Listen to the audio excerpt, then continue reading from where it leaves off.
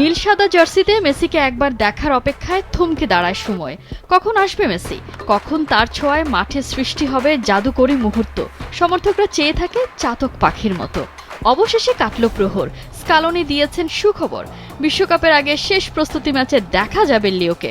ঝুঁকি এড়িয়ে কতক্ষণের জন্য মিলবে আর্জেন্টাইন সুপারস্টারকে, সেটা অবশ্য এখনও অনিশ্চিত।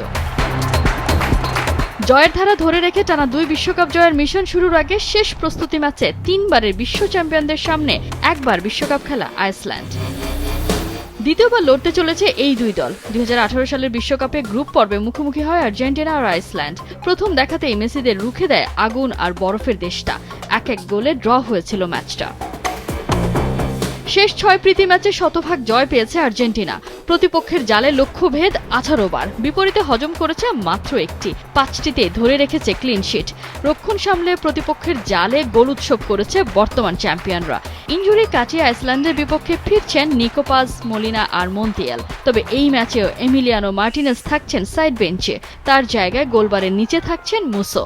স্কালোনি সম্ভাব্য 4-4-2 ফরমেশনে ফ্রন্ট লাইনে থাকছেন লাউতারো মার্তিনেজ আর থিয়াগো আলমাদা। আইসল্যান্ডের বিপক্ষে ম্যাচে জানা যাবে কে খেলছেন ডিফেন্ডার বালেরদির জায়গায়।